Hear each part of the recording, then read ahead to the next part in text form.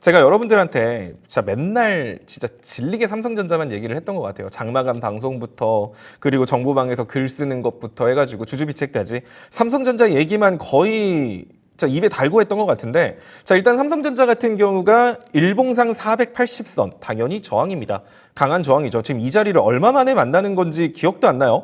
과거 삼성전자의 급격한 하락이 시작됐던 지점이라고 한다면 딱 여기거든요. 이 480선 이탈하고 나서부터 그 다음부터 무슨 얘가 약을 먹었나 싶을 정도로 뭐 그냥 우르르쾅쾅 무너졌었죠. 그만큼 과거에 절대 깨지지 않을 것이라고 생각했던 지지선이 480선이었어요. 그래서 과거에 480선만 오면은 삼성전자는 반등에 성공을 하는 모습을 보여줬기 때문에 에이, 삼성전자가 480선 일봉상 이걸 깨지는 않을 거야라는 생각을 가지고 있던 자리가 무너지면서 삼성전자의 낙폭이 커졌고, 그리고 나서 긴 시간 횡보한 거거든요. 자, 과거에 든든한 지지선이었던 친구는 이제 한번 지지선을 이탈하고 나면은 반대로 강한 저항이 됩니다. 반대도 마찬가지예요. 강했던 저항을 돌파하면 그 다음부터는 그 자리는 강력한 지지 라인으로 바뀌게 되거든요. 그만큼 강한 저항 구간에 맞닥뜨렸기 때문에 삼성전자가 이 자리를 한 번에 돌파하지 못하고 차익 실현 매물이 나왔다라고 생각하셔도 좋을 것 같아요. 자, 그리고 주봉으로도 마찬가지입니다. 제가 주봉으로도 삼성전자 69,000원에서 70,000원 정도까지는 어차피 가요. 왜냐하면 제가 주주비책 강의로 여러분들한테 해드렸던 거 기억하시죠? 절반의 법칙. 급격한 낙폭이든 급격한 상승이든 그 상승폭의 절반은 반납하거나 반등을 하게 됩니다. 자, 급격하게 낙폭을 보였기 때문에 이 급격한 낙폭의 절반, 여기까지는 기술적 반등이에요. 지금 삼성전자 같은 경우도 급격한 낙폭의 절반이 반등이 나왔죠. 자, 그렇기 때문에 이 자리를 또 마찬가지로 강한 저항. 그러니까 두 개가 다 똑같죠. 일봉상 480 강한 저항이 있는데 하필 급격한 낙폭의 절반 저항까지 똑같이 이 두 가지가 같이 껴 있었기 때문에 사실상 이 자리를 한 번에 돌파하려면 뭔가 삼성전자만의 강력한 호재를 가지고 있다던가 아니면 정말 시장에 좋은 호재가 있고 시장 이슈가 좋은 게 있다던가 이런 게 있을 때 넘어가는 거지, 지금처럼 사실 8월 1일 상호관세 이제 본격적으로 시작한다, 더 이상 유예 없다 이렇게 말하는 와중에 당연히 여러분들이 모든 사람들이 다 비슷하게 생각할 거예요. 아, 8월 1일부터 시장 무너지는 거 아니야? 야, 그쯤 되면 시장 충격 한번 올 거야. 다들 이렇게 겁먹고 있잖아요. 그런데 어떻게 매수 심리가 살아나겠어요? 관망 혹은 매도 심리가 살아나겠죠. 그럼에 따라서 삼성전자 저항 그리고 그러한 이슈들에 묶여가지고 삼성전자가 밀릴 자리에서 단순 조정을 준 겁니다. 자, 그러면서 최근에 상법 개정안 관련해가지고 움직였던 종목군들 있죠. 그런 종목군들이 사실 문제였어요. 제가 여러분들한테 방송에서도 많이 말을 했던 것 같은데, 결국 시장이 이렇게 약간 중소형주들이 외면받고 시장 지수만 올라갔던 근본적인 이유는 시장에 이슈가 없었고 그 이슈가 없는 상황 속에서 국내 증시만의 특별한 이슈, 상법 개정안, 여기에 시장이 관심을 준 거거든요. 아, 뭔가 살 거는 없는데 뭘 사야 되냐, 그 상호관세도 무섭고 뭣도 무서운데 야, 근데 상법 개정안 저 이슈 있네 하면서 기관 외인 개인 할 거 없이 덩치 큰 우량주 쪽으로 매수를 합니다. 자, 근데 시장에 돈이 막 무한하면은 전혀 문제될 게 없어요. 뭐 그리고 시장에 새롭게 돈이 막 계속 유입이 되면 전혀 상관이 없지만, 지금은 아직 미국도 완벽하게 금리 인하를 한 것도 아니고 국내 증시가 많이 올라갔다라고 해서 막 신규 자금들이 막 국내 증시에 막 미친 듯이 밀고 들어오는 그런 상황은 아니거든요.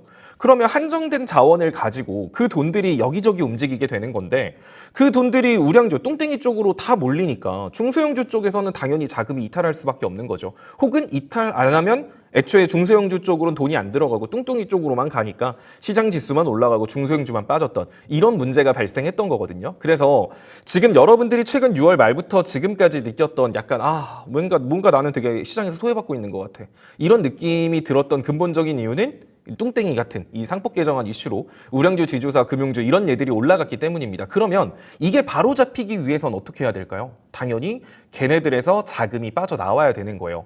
그러면은 채스님은 뭐 지주사, 우량주 이런 거 안 좋게 보세요? 라고 한다면 뭐 좋아지겠죠. 점차 좋아질 거라고 생각하지만 시장의 이슈 공백기에 과하게 상승한 감이 없잖아 있기 때문에 그쪽에서 자금이 이탈하던가 아니면 시장에 신규 자금이 우르르쾅쾅 들어오면 됩니다.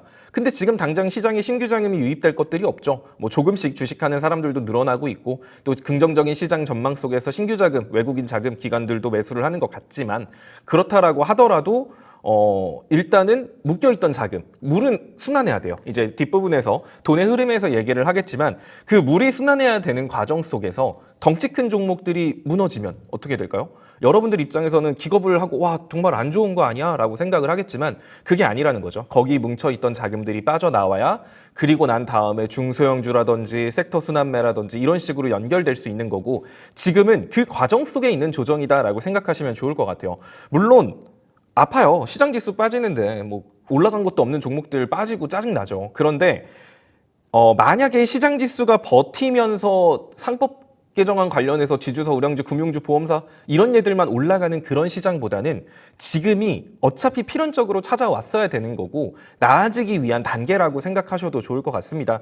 그래서 지금은 좀 짜증난다라고 느끼시겠지만 크게 걱정 안 하셔도 될 것 같고요. 그래서 제가 삼성전자를 계속 강조한 게 뭐냐면 시장에 이러한 물꼬를 틀기 위한 뭔가 이 흐름을 바꾸기 위해서는 뭔가 시장의 중심이 되는 무언가가 있어야 돼요. 그러니까 이 섹터 이것도 돈의 흐름에 대한 얘기니까 뒷부분으로 넘기도록 할게요. 자, 그래서 삼성전자가 중요한 이유도 결국 그런 거죠. 삼성전자 안에서 파생될 수 있는 이슈들이 되게 다양합니다. 삼성전자 안에서는 범용 반도체에 대한 이슈도 나올 수 있을 거고요.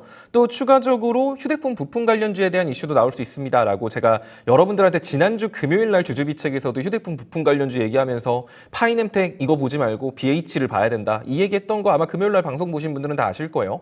자, 그런 식으로 뭔가 또 휴대폰 부품 관련주에 대한 이슈를 만들 수도 있고 또 삼성전자, 웨어러블 보핏 이런 거 있죠.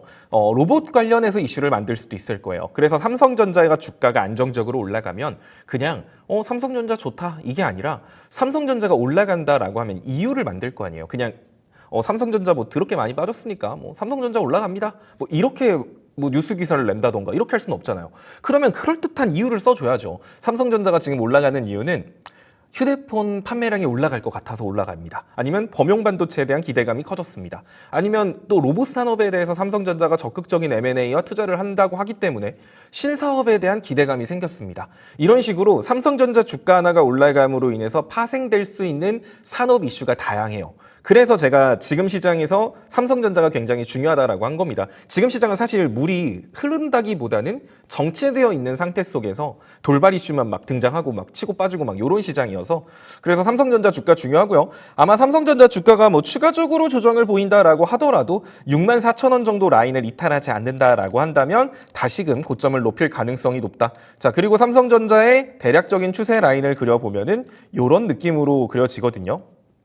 사실 원래 삼성전자가 저는 어제 올라간 게 좀 오히려 신기했어요. 왜 480선을 이걸 한 번에 돌파 시도를 한다고? 약간 그래서 오히려 의외였는데 추세선 상단을 돌파하는 상승이 나왔다는 거 그건 좀 의외였는데 뭐 예상대로 흘러가고 있는 것 같습니다. 그렇다라고 한다면 추세선 하단 라인은 대략적으로 63,000원 라인이고 볼벤 상단 라인이 64,000원 라인이기 때문에 삼성전자가 64,000원만 이탈하지 않으면 뭐 문제될 거 없고 63,000원까지 조정이 나온다라고 하더라도 걱정할 건 없습니다. 하지만 삼성전자가 63,000원 아래로 내려가는 상황이 나온다. 이랬을 때는 시장의 골이 좀 더 깊어질 수 있어요. 그래서 지금 여러분들은 뭔가 막 그냥 종목 뉴스 보고 막 어떤 종목이 잘 갈까 이게 아니라 전체적인 시장의 흐름을 좀 봐야 돼요. 지금 시장 난이도 되게 높거든요. 되게 좋아 보이지만 남들은 뭐 빠지면 기회입니다 라고 말을 해요. 빠지면 뭐 더 사셔야 되고 뭐 조정은 뭐 매수 찬스로 보셔야 됩니다. 뭐 이렇게 말을 하겠지만 그거는 우리가 돈이 무한할 때 얘기예요. 여러분들이 돈이 많으면 빠지면 계속 사시면 됩니다. 근데 그게 아닌 상황에서는 되게 돈을 효율적으로 쓰는 게 중요하거든요. 근데 이 효율적으로 쓰기 위해서는 여러분들이 시장 상황에 대한 이해를 해야 돼요. 앞으로 시장 분위기가 어떻게 흘러갈지. 그래서 지금 시장의 키워드는 사실상 삼성전자가 가지고 있다라고 생각하시면 되고 만약에 삼성전자가 63,000원을 이탈하는 조정이 나왔다? 그러면 코스피 3,000선까지도 밀릴 수 있거든요. 2,953천. 그러면 여러분들 아까 말했죠. 시장의 순환매가 돌기 위해서는 삼성전자가 올라가야 되는데 이 순환매의 키를 가지고 있는 삼성전자까지 무너지면 중소형주 안에서도 순환매도 안 돌아요. 그럴 때는 전체적으로 시장이 굉장히 위축된 상태로 진행될 수 있기 때문에 삼성전자 63,000원 이탈했다. 그러면 그때부터는 여러분들이 계좌에 돈이 있다? 일단은 매수는 다 멈춰야 돼요. 그리고 떨어진다라고 해서 이거 기회인가? 이거 줍줍 좀 해도 되나? 이런 생각하면 안 돼요. 다시 삼성전자가 추세를 바꾸기 전까지는 그 어떤 춤에도 신규 진입도 멈춰야 되는 게 맞는 거고 내가 약손실이라던가 내가 뭐 6월, 7월에 쌓아놓은 기간 수익을 존재한다? 그러면 리스크 를 좀 줄이기 위해서 현금을 늘리는 그런 식의 대응을 해야 되거든요. 이런 거에 대해서도 뭐 제가 장마감 방송이라던가 뭐 이런 거에서 계속 남겨드릴 테니까 일단 오늘은 가볍게 이 정도로만 하도록 하죠.